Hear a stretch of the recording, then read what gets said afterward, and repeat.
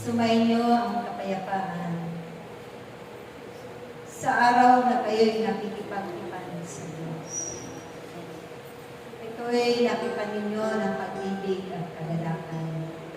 Ang inyong mga paggawa ng pagkulit ay maging tapat kayo bilang isang tagapag-ito na kanyang pinili at inirang sa mga panahon. Magiging walang saysay at kabuhan ang inyong mga paglilingkod kung kayo ay walang katapatan sa inyong mga puso. Walang tunay na pagpapahalaga at pagsunod sa kalooban ng Diyos.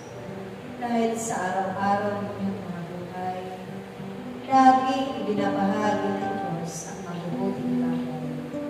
Kaya't pagkatatandaan ninyo lagi na yan din ang inyong bibit-bitin sa inyong pag-uunang gawain na at mga tahanan ng kanyang may mga pinakdang gawain sa araw.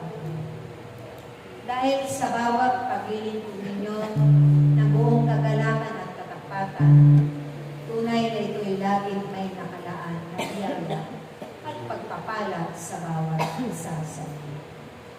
Batid ng Diyos at napagmamasdan niya ang bawat ginagawa ninyo sa araw-araw ng mga buhay.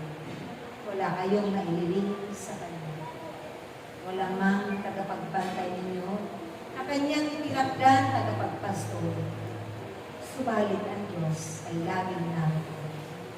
Nakamasid at bilang niya kung anuman ang inyong mabubuting gawa. Kaya kayong lahat sa ayaw at sa gusto ninyo, lahat kayo ay magsusulit sa Diyos sa takdang panahon na Kanyang itatakda. Kaya naway habang ngayon may kakayanan pa kayong sunod at ganapin ang lahat ng mga mahalagang ipinag-utos niya. Naway lagi ninyo tumagalakin ng buong kababaan ng kalooban, puno ng kagalakan, may malinis na puso at mabubuting hangarin para sa kapwa, higit sa sanggup.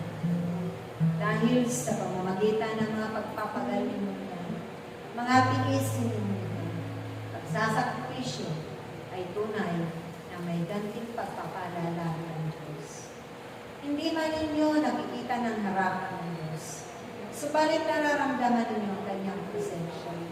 Ang Kanyang mga himala ay laging sumasaya.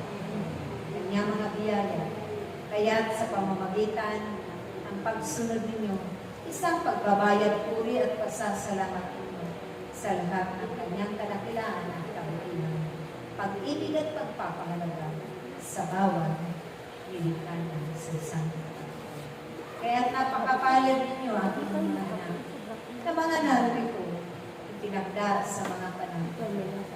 Naway hindi kayo hihingi, huwag ninyong pangginawa ang lahat ng mabubuting bagay at bahagi ng palagan. Tulad ng pagpapalaga ng Pilipinas sa Kanyang mabuting bagay upang matanglawan mo rin ang mga nagbilang.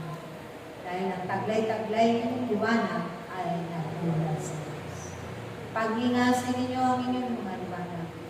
Huwag nawa aandak-andak ito at magpatuloy kayo sumunod lamang na may pagkakalisa habang kayo'y paglalakbay na kasama kami. Amen. Praise Yahweh. Praise Yahweh. Praise Yahweh.